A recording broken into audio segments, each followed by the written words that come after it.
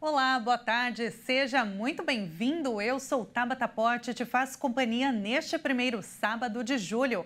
Agora são 1h20 pelo horário de Brasília. E como todo sábado, além de muita informação, a gente traz a análise de especialistas. E olha, eu já te adianto que hoje a gente vai falar sobre os 30 anos do Plano Real. O que mudou de lá para cá e como a inflação afeta o nosso bolso, como que afeta o nosso dia a dia. E se você está endividado, passando por uma situação complicada, nós vamos falar sobre como a vida financeira afeta a nossa saúde mental, podendo causar até mesmo ansiedade, depressão e ainda doenças cardíacas. E nesse assunto, a gente vai contar com a presença de uma psicóloga aqui nos nossos estúdios. Então vem comigo que o Jornal deste sábado está só começando. Olha, é bom quando no primeiro sábado do mês o salário cai na conta, né? Não é verdade? Ainda mais que na maior parte do Brasil, o final de semana, ele promete ser lindo, com sol e temperaturas altas em muitas cidades. Imagino que você já esteja com tudo programado para se divertir e relaxar neste final de semana. Há também muitas pessoas que aproveitam o fim de semana para organizar a casa, ir ao supermercado, fazer a feira. Agora, essa possibilidade de organização é uma realidade atual, viu? Se você se lembra, se você tem mais de 30 anos, já deve ter ouvido falar ou deve ter vivenciado como que era a realidade nos anos 80 e 90. Naquela época, a inflação chegou a 2.500%. Eu te convido a começarmos o Jornal Plantão de Sábado para a gente lembrar do aniversário de 30 anos do Plano Real, que foi comemorado na última segunda-feira, 1º de julho. Vamos ver. Em 1992, no início do governo de Itamar Franco, o Brasil registrava uma inflação superior a 2.000% ao ano. Em 1984, a inflação anual do país registrou uma alta acumulada de 215,27%. Anos depois, o índice alcançou os impressionantes 2.477,15% em 1993. Diversos planos econômicos foram lançados por governos anteriores, incluindo o desastroso Plano Collor, que chegou a confiscar o dinheiro da poupança dos brasileiros e forçar um congelamento nos preços para controlar os índices. Nessa data, em 1994, há exatos 30 anos, o real era colocado em circulação no Brasil, desenvolvido por uma equipe econômica composta por nomes como Fernando Henrique Cardoso, Pércio Arida, Edmar Baixa, Gustavo Franco, Pedro Malan e André Lara Rezende. O novo plano pôs fim à hiperinflação e às constantes trocas da moeda corrente brasileira. Apesar disso, de lá para cá, o real já se desvalorizou bastante. A inflação oficial do país acumulou alta de 708%. Na prática, isso significa que uma nota de R$ 5,00 há 30 anos equivaleria a R$ 40,40 hoje, enquanto R$ 10,00 são corrigidos a R$ 80,80. Pois é, agora me conta, o que você acha que mudou para o bolso do brasileiro? Mudou muito? Vamos entender melhor com o economista Rodrigo Simões. Rodrigo, seja muito bem-vindo. Boa tarde, Tabata, e boa tarde a toda a nossa audiência. É um prazer. Prazer é todo nosso. Rodrigo, como a gente viu, né, na reportagem, ir às compras e ver o preço dos alimentos era uma tarefa bem difícil naquela época, né? As remarcações de preços de produtos básicos eram diárias e muitas vezes aconteciam mais de uma vez ao dia. Como era o Brasil na época da implementação do Plano Real, Rodrigo? Por que era tão difícil conter essa hiperinflação? Oh, muito bem. Realmente foi um período muito difícil, muito desafiador, né, para a população brasileira, onde as remarcações dos preços, conforme mesmo você mencionou, eram de 1, 2, até 3 vezes por dia, né? Eu vivi uma parte dessa época, onde eu já estava ali aprendendo ali na minha adolescência a converter os valores ali para o RV. Então, assim, o país ele vivia um período de turbulência, instabilidade, tá? Uma política fiscal deficitária. Então, tudo isso alinhado também a cenários externos e internos também contribuíram para que, infelizmente, nós passássemos por esse período. E não só o Brasil na época, muitos países da América Latina, também da América do Sul, enfrentaram grandes momentos de hiperinflação, seja por questões de política fiscal, endividamento ou até mesmo choques externos vindo de fora. Isso prejudicou muito as pessoas, muito a população, principalmente a população mais carente do país, que é quem mais sofria com a corrosão da moeda causada pela inflação. Com certeza. Agora, Rodrigo, apesar da inflação ela ter estabilizado, o real ele se desvalorizou bastante, né, nos últimos anos. A nossa moeda é a quinta mais desvalorizada do mundo em relação ao dólar neste ano. O real ele só está atrás da Nigéria, Egito, Sudão do Sul, Gana. Como explicar o motivo disso, Rodrigo? Bom, perfeito, Tabata. É assim, o Brasil hoje, ele tem uma questão de política fiscal que nós precisamos entender e controlar e até mesmo planejar melhor para o futuro. O que acontece? Não é que hoje o Brasil está com um grande problema ou está quebrado, não é nada disso. Mas o problema é que os agentes econômicos, que são os investidores, que são as pessoas, são as populações, as empresas, eles não veem uma política fiscal no futuro consistente do Brasil. O que isso significa? Significa que o caixa do governo, cada vez mais, o que ele arrecada não é suficiente para pagar as contas, né? É como se fosse uma família que gasta mais do que arrecada. Todos os países, eles passam por essa situação de que o orçamento acaba não fechando. Mas nós temos uma situação um pouco mais delicada. Por quê? Porque nós temos uma alta taxa de juros envolvendo isso, que a gente financia a dívida, tá? Ao mesmo tempo que nós temos muitos conflitos ao redor do mundo, que prejudicou também muito as cadeias de produção, ou seja, os custos também lá fora e dos produtos importados que nós importamos, não está barato para ninguém, nem para as empresas, nem para a população, alinhado também à alta taxa de juros dos Estados Unidos. Então, não é só uma consequência interna, mas é um conjunto de fatores que ajuda e que contribui para que o nosso real se desvalorize. Isso pode ser melhorado. Com o quê? Com uma política fiscal consistente, com equilíbrio das contas públicas, tá? E com uma política de desenvolvimento e investimento no país para que a gente consiga gerar cada vez mais superávit, tá? Superávit comercial, ou seja, a gente exporte mais, a gente tem uma indústria forte, onde a gente traz mais dólares para dentro e aí esse valor do dólar, comparado ao real, ele desce um pouco. Então aí fica mais barato e a inflação cede, tende a ceder. Agora, Rodrigo, rapidamente, você acredita que o controle da inflação e também o equilíbrio fiscal, eles devem ser a base da economia? Sim, com certeza. A questão da política fiscal, Tabata, é a seguinte: o Brasil hoje ele tem uma excelente arrecadação de tributos e impostos, seja das empresas, seja da população. Mas o que acontece? O que o Brasil precisa fazer, eu acredito que isso é uma tarefa de todos os governos, é melhorar a qualidade do gasto público. Esse é o primeiro ponto, tá? Melhorando a qualidade do gasto público, as pessoas terão um retorno melhor. E no segundo ponto, com a melhora do gasto público, isso impacta na redução da taxa de juros. Reduzindo a taxa de juros, isso contribui para quê? Para que a inflação e a desvalorização da moeda também melhore. E assim a gente vai construindo um país melhor, um país mais saudável, um país mais equilibrado. Com certeza. Rodrigo, muito obrigada pela sua análise. É sempre um prazer te ouvir. Tá, então eu que agradeço e eu agradeço a toda a nossa audiência, que todos tenham um excelente sábado. A gente acabou de conversar com o Rodrigo Simões, professor de Economia e Finanças da Universidade AMB Morumbi. Agora, a gente não muda tanto de assunto assim, não, porque a gente vai falar sobre o endividamento das famílias brasileiras, que cresceu em março deste ano. No mês, 78,1% das famílias afirmaram ter dívidas a vencer, o que representa um aumento de 0,2 ponto percentual em relação a fevereiro. Em comparação com março do ano passado, porém, o índice ficou 0,2 pontos percentual abaixo. Como consequência, gente, as dívidas geram estresse, preocupação nas pessoas. Você já deve ter sentido isso.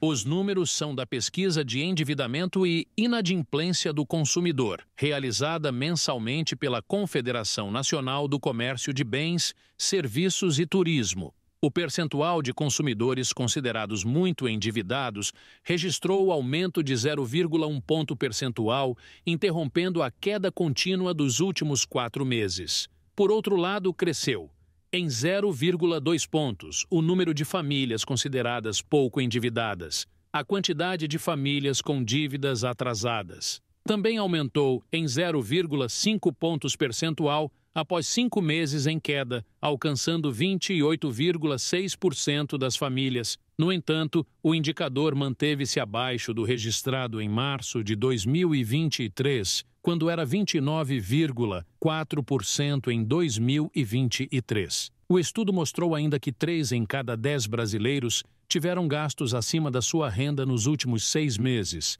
As principais causas para o endividamento das famílias costumam estar relacionadas ao uso descontrolado do cartão de crédito. De acordo com dados da pesquisa de endividamento e inadimplência do consumidor, 86,2% das dívidas são referentes às faturas da modalidade de crédito. Mas a preocupação com finanças não é problema exclusivo de quem ganha pouco. 40% dos brasileiros das classes A e B, com renda superior a 10 salários mínimos, relataram sofrer com o chamado estresse financeiro. Mais da metade disse se sentir cobrada e sob pressão em relação aos gastos. As famílias consideradas de baixa renda até 3 salários mínimos impulsionaram o endividamento no mês, 79,7%, com alta mensal de 0,5 pontos percentual e anual de 0,8 pontos.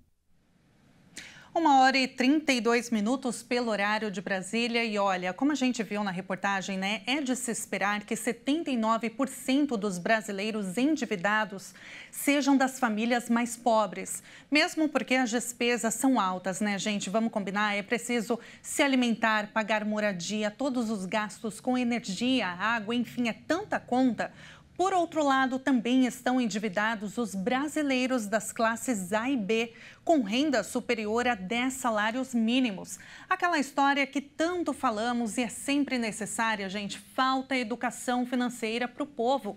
E por isso, eu chamo agora para essa conversa o economista Pedro Afonso Gomes e presidente do Conselho Regional de Economia de São Paulo.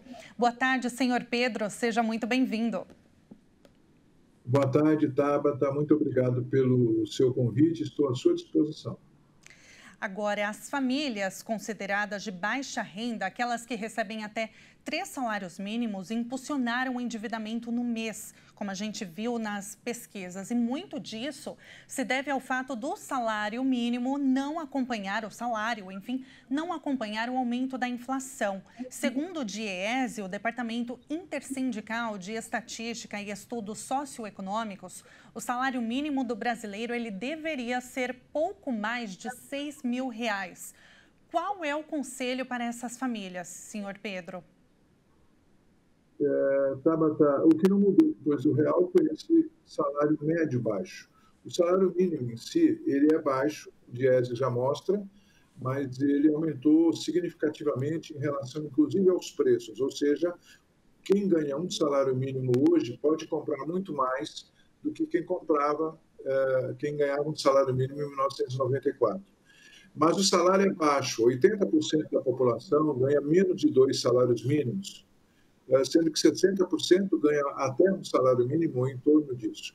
Então, as pessoas não têm renda, é a primeira coisa. Segundo, que não mudou também, os juros continuam escochantes, os juros são absolutamente inexplicáveis e elevados. Depois, a educação financeira, como você disse, que tem uma parte psicológica, mas as instituições financeiras deram limites para quem não poderia estar endividado. E as pessoas não resistiram ao endividamento. E por fim, as pessoas, o nível de consumo hoje, de gastos, mudou completamente em 30 anos. E nós hoje gastamos muito mais com produtos, serviços que não existiam, especialmente na área tecnológica, do que antes. E como é que se faz isso? Bem, primeiro, é uma medida importante que a pessoa perceba que a toda opção há também uma renúncia. Quando alguém casa, ele abre mão de todas as demais mulheres do mundo ou de todos os demais homens do mundo. E quando alguém quer ter uma vida sólida e pensa no futuro, ele precisa saber que terá restrições de consumo, que ele vai ter menos chances de conseguir ser bem-sucedido se ele continuar gastando daquela maneira.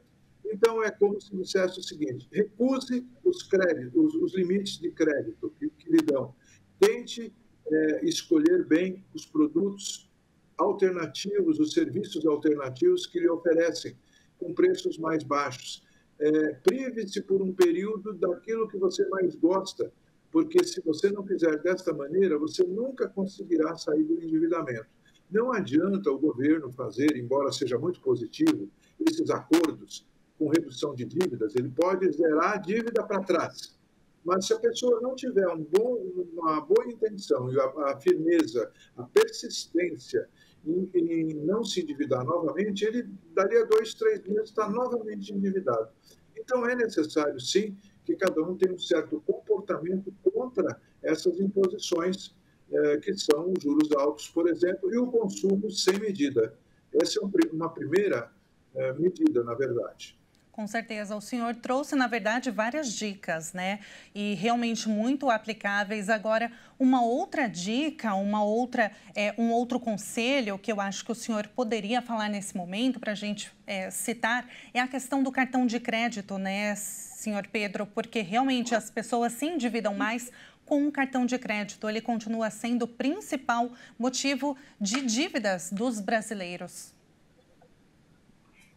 Tabata, por incrível que pareça, eu já vi uma pessoa com 30 cartões de crédito dentro da bolsa, porque todos os cartões ela aceitava. Eu já tive 7, e hoje tenho um e pedi para a administradora reduzir o meu limite de crédito para eu não ter tentação de gastar. Além do que, se você quer uma dica caseira, a minha esposa tira do meu bolso R$20 todos os dias, que eu nem percebo que ela tira isso daí. No final do ano eu tenho R$8.000 guardados, né? Quem puder fazer isso também, nem que seja eletronicamente. Agora, o caso é assim: cartão de crédito é uma facilidade que faz com que você consuma mais do que é o necessário. É um restaurante, como se você tivesse que pagar com dinheiro no bolso ou dinheiro na conta, o que você faria? Talvez pensasse mais em pedir um outro prato, um prato mais caro. Mas como você diz, eu vou pagar depois, então não tenho cartão de crédito, eu vou pagar depois. Tá. Então isso a gente tem que acabar. Tem que acabar no sentido de que a gente tem que se realmente policiar. Não vamos conseguir aumentar a renda facilmente, mas existem possibilidades das pessoas aumentarem a renda. Não é aquilo que nós estamos tratando. A classe média, que foi citada na matéria, também é uma que sofre, porque a classe média é a primeira que perde o emprego e a última que recupera o emprego quando há crise. Nós estamos numa crise desde 2015, melhorando o ano passado, mas ainda não num tempo bom. E essa classe média ela tem padrões de consumo que é difícil retirar. Por exemplo, como é que vai retirar uma criança, um filho de uma escola particular no meio do ano? Não tem jeito. Mas foi demitido no começo do ano e fica se endividando para poder manter alguns luxos, que não são luxos, mas são gastos que ela poderia não ter nessa situação. Então, o que eu me refiro é um pouco isso. É uma educação que envolve a questão econômica, envolve a psicológica, o desejo de melhorar na vida um pouco mais adiante. Com certeza. Senhor Pedro, eu agradeço demais a participação do senhor aqui no nosso jornal Plantão de Sábado. Foi realmente uma honra falar com o senhor e receber todas essas dicas. Muito obrigado, sempre à disposição. Muito obrigada, um ótimo sábado. E olha, quem já viveu ou está vivendo alguma emergência financeira sabe que em momentos assim, inúmeras emoções controversas tendem a tomar conta dos nossos pensamentos, né, gente? Estresse, raiva, medo, ansiedade e esses sintomas são cada vez mais comuns nos dias de hoje. Não é simples lidar com tantas emoções desafiadoras e, ao mesmo tempo, ter que ajustar o foco para resolver objetivamente a questão que as está causando. A psicologia econômica tem milhares de estudos que comprovam que, quando se trata de dinheiro, é praticamente impossível manter 100% da racionalidade. Aliás, ao contrário disso, a tendência é que as emoções prevaleçam sobre a racionalidade. Sendo assim, se você está lidando com um desafio financeiro contínuo ou com uma situação de crise inesperada, é bom entender como o aspecto psicológico da sua relação com o dinheiro pode desempenhar um papel importante na sua capacidade de sair de tempos difíceis. Algumas emoções são bem recorrentes em situações ligadas a decisões financeiras. Medo, culpa, vergonha e inveja estão entre as mais comuns. Podemos ter medo da escassez, culpa por ter mais ou menos dinheiro que as pessoas com quem convivemos em determinado contexto, sentir vergonha por não administrá-lo adequadamente ou invejar outras pessoas que parecem ter uma vida financeira absolutamente planejada. Em momentos de dificuldades financeiras, a vergonha pode, inclusive, ser uma das sensações mais recorrentes e perigosas. Você pode sentir vergonha por não ter previsto ou planejado a situação em que está. Pode se sentir envergonhado por ter acumulado grande número de dívidas, ou pode ainda ficar envergonhado por não conseguir administrar seu dinheiro adequadamente. O problema da vergonha é que ela pode levar a querer evitar os problemas em questão, e quanto mais você se esquiva deles, maiores os problemas financeiros vão ficar. Além disso, o estresse financeiro pode se tornar crônico e agravar ainda mais os problemas de saúde, como ansiedade, depressão, insônia, hipertensão e doenças cardíacas.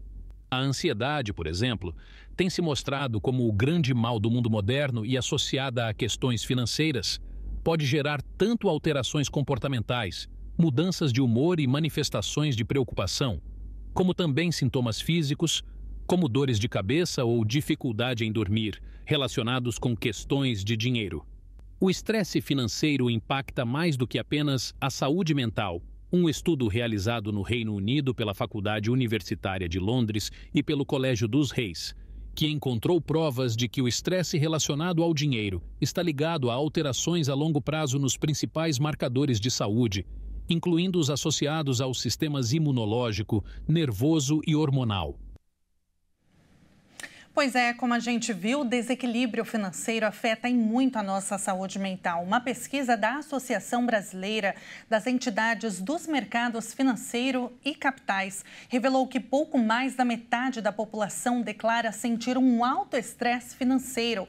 Perguntada sobre o quanto as preocupações com despesas, falta de dinheiro e não pagar as contas em dia são motivos de estresse, 52% das pessoas deram notas entre 8 e 10, os maiores níveis da escala.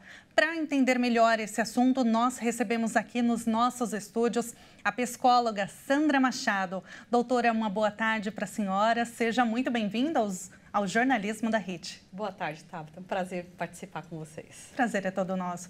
Agora, doutora, primeiro é importante a gente enfatizar, né? O estresse financeiro, ele realmente existe? Existe, né? Vamos pensar que a gente está falando de necessidades básicas, né? Quando a gente fala de dinheiro, de questões financeiras, estamos falando de necessidades que são básicas, alimentação, moradia, a parte, né? Em todos os sentidos, assim, saúde, tudo isso compõe necessidades básicas. A partir do momento que tem uma falha, tem uma falta, uma necessidade nesse campo, naturalmente vai gerar um estresse, né? O corpo, a mente vai estar sempre ali buscando uma forma de resolver esse tipo de problema. Então, imagine que esse estresse, a tendência é ele aumentando se não encontra uma solução. Esse estresse financeiro, ele pode se tornar um problema crônico, trazer outros tipos de problemas para o corpo, para a saúde mental da pessoa? Pode, porque o estresse a longo prazo, ele vai desenvolvendo no nosso corpo diversos sintomas, né? Então, assim, pode alterar a pressão arterial, a glicose, porque é uma carga que o próprio corpo vai recebendo e esse corpo fica ali buscando, né? Uma necessidade ali de resolver aquele problema. Então, existe uma preocupação, existe uma ansiedade. O que é o estresse? O estresse é um excesso de hoje. Então, quando se fala em dinheiro, se fala de necessidades básicas, são coisas que a gente precisa com urgência. Não são coisas assim que dá para esperar, né? Alimentação não dá para esperar. É verdade. Pagar uma conta não dá para esperar. Então, é necessário que se chegue a uma solução. Quando não se chega, o estresse ele fica ali por muito tempo. Agora, doutora, o estresse, de modo geral, ele tem um impacto significativo também no envelhecimento das pessoas, né? Tem, porque o nosso corpo ele vai recebendo essa carga, né? Então as células vão recebendo toda essa toxicidade, os pensamentos, a mente. Então, imagina que a pessoa fica vivendo muito tempo com isso. E geralmente quem está preocupado com essas questões financeiras são pessoas que têm dificuldade com o lazer, que é uma questão emocional, é uma necessidade emocional. Se a prioridade básica não está sendo atendida, como que a emocional, que é o lazer, que é o descanso, vai ser atendida? Então, esse estresse vai aumentar. Se não existe descanso, se não existe uma segurança, uma tranquilidade, a tendência é esse estresse aumentando e o corpo vai adoecendo. Agora, isso tem muito a ver também com o impacto que isso gera nas relações interpessoais, né? Sim, e muito, né? Isso é fonte, muitas vezes, de conflitos em casamentos, porque isso gera irritabilidade. O estresse, por si só, já causa tudo isso. Aí começam as acusações, o distanciamento. Então, isso, com certeza, é uma fonte, assim, de muito desgaste físico, emocional e afeta, né, os relacionamentos de uma forma, principalmente o casamento, né? Se o casal trabalha junto, tem uma tendência a construir junto, a estar sempre caminhando junto. Agora, se existem alguns conflitos ali emocionais, a tendência é partir para um lado mais complicado. Agora, existe alguma estratégia, doutora, bem rapidamente, assim, alguma estratégia para a gente lidar com esse estresse? O especialista ele falou algo muito importante, né? A questão do cartão, dívidas. A gente precisa nos organizar, né? Então, assim, a organização ela é fundamental. O que é necessário, o que é urgente, o que é importante. A gente precisa saber o que quer perder, o que quer ganhar. Então, é necessário que haja uma avaliação, né? Uma organização para que a vida financeira ela consiga se estabelecer e essa necessidade ser suprida. Agora, muita gente já deve ter ouvido, né, doutora, que o dinheiro ele não traz felicidade. Será que não traz mesmo? Eu quero chamar uma matéria agora para a gente entender se a felicidade está ligada com alguns prazeres da vida. Dinheiro não pode trazer felicidade, mas, segundo os cientistas, alguns hábitos simples, se praticados todos os dias, ajudam a atingir uma vida mais feliz. A equipe de pesquisadores da Universidade de Bristol, no Reino Unido, desenvolveu um curso chamado Ciência da Felicidade, que mostra que o contentamento pode ser aprendido e conquistado com uma série de práticas. Entre elas estão conversar com o estranho, por mais que muitas pessoas evitem esse tipo de encontros. Presentear outras pessoas, ter uma boa qualidade de sono, caminhar na natureza, entre outras. No estudo realizado, 905 estudantes de cursos oferecidos pela universidade foram observados. Destes, 228 aceitaram participar de um acompanhamento a longo prazo. Até o presente momento, as análises científicas haviam se concentrado apenas nos benefícios imediatos após a realização das aulas, sem foco nos impactos de longo prazo do aprendizado. O objetivo é ensinar aos alunos o que os estudos nas áreas de psicologia e neurociência dizem sobre felicidade. Aqueles que participaram do projeto relataram uma melhora de 10 a 15% no bem-estar. E aí, doutora, dinheiro traz felicidade, é mito ou verdade? Se a gente associa dinheiro com felicidade, fica um pouco complicado, né? Porque o que é felicidade? Felicidade é aquela sensação de bem-estar, de satisfação, de realização. Dinheiro realiza algumas coisas, então traz bem-estar. Só que ele não pode ser um fim em si mesmo, não pode ser o destino, né? Eu gosto muito da doutora Rosana Alves, né? Ela é neurocientista, e ela fala o seguinte: a felicidade ela é um caminho e não um destino. Se a gente colocar o dinheiro nesse lugar, vai ficar parecendo sempre que está em busca desse dinheiro. Então, esse dinheiro tem que ser para satisfazer necessidades, desfrutar, e não aquela busca, né? Constante para gerar felicidade. Se eu chegar em determinado alvo, tiver tanto dinheiro, eu vou ser feliz. Aí realmente não traz felicidade. E agora eu quero fazer uma pergunta para você que está nos acompanhando e para a doutora também. Você sabia que amanhã é o Dia da Felicidade? Não sabia. Sabe por quê? Amanhã é o Dia Mundial do Chocolate. A gente vai ver uma reportagem para a gente ficar com um gostinho e dar aquela vontade de aumentar aí o pico de alegria na gente. Vamos ver. Conta a história que no Brasil as sementes de cacau chegaram em 1746, presente para um fazendeiro baiano. Durante todos esses séculos, o país tornou-se o 6º maior produtor mundial de cacau, fruto de onde é extraída a matéria-prima para a fabricação do chocolate. Porém, a produção do chocolate não é exclusividade das grandes indústrias alimentícias. Os artesanais têm cada vez mais caído no gosto do consumidor. Há 5 anos, a Carol começou produzindo chocolates em barra de 70% cacau. E desde então, o sonho aumentou e a família cresceu. Hoje, o chocolate que ela produz adoça a vida em várias outras receitas. Uma delas nós vamos aprender agora. Que tal comemorar o Dia Mundial do Chocolate com uma mousse bem chocolatuda? Fácil e rápida de fazer, é uma pedida especial para a sobremesa de domingo. Anote aí os ingredientes. 140 gramas de chocolate 70% cacau ralado ou em pedaços, 140 gramas de creme de leite, 300 gramas de creme de leite fresco ou nata. Comece preparando a ganache. Em um bowl, coloque o chocolate e o creme de leite e leve ao micro-ondas para derreter. Misture até que fique homogêneo e separe. Na batedeira, coloque o creme de leite fresco ou a nata gelada. Bata até ficar em ponto de chantilly. Junte as duas misturas delicadamente e coloque em um recipiente. Leve à geladeira e sirva no dia seguinte.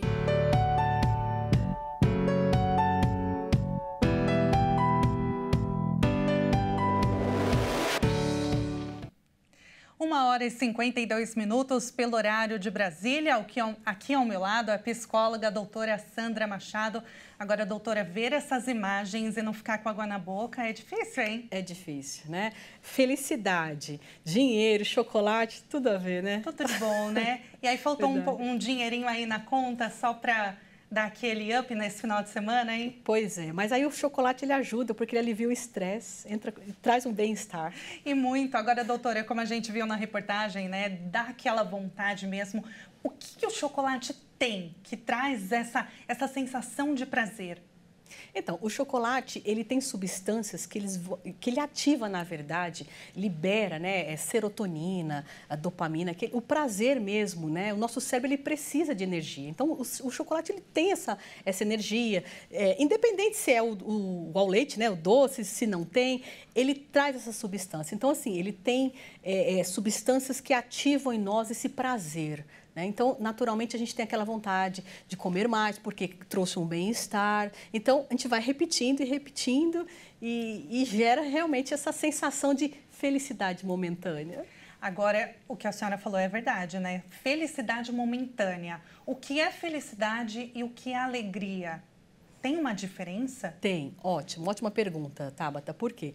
A alegria, ela é uma emoção. Né? A felicidade também, só que ela já vem mais ali da raiz da alegria, né? Porque a nossa forma de enxergar a vida, ela está totalmente relacionada com esse conceito também de felicidade. Por quê? Primeira coisa, a pessoa tem que decidir, ela quer ser feliz? As situações em que a pessoa vive gera alegria, né? Alegria e gratidão geralmente tem uma tendência a conduzir esse lugar de felicidade. Só que a felicidade, ela é uma decisão, a gente precisa se decidir. Independente de situações, de condições, não, eu quero ser feliz. Ela parte desse lugar, porque ela é uma raiz também da alegria, né? Porque assim, se a pessoa está triste, se a pessoa está numa situação complicada, ela tem uma tendência a não enxergar a vida com um olhar mais positivo. Então, parte muito das nossas emoções, da forma como pensamos e sentimos. Então, como a gente viu, né, ao longo do jornal, tem uma fórmula aí para a felicidade, né? Colocar as contas em dia, ser mais educado financeiramente, né? Sabe aquele monte de cartão que você tem na sua casa? Ver o que realmente é necessário e aí seguir as dicas da psicóloga Sandra Machado, que está aqui ao meu lado. E olha, doutora, foi um prazer te receber aqui. E tem um outro, né? E um outro ponto para a felicidade ficar mais completa, que é chocolate.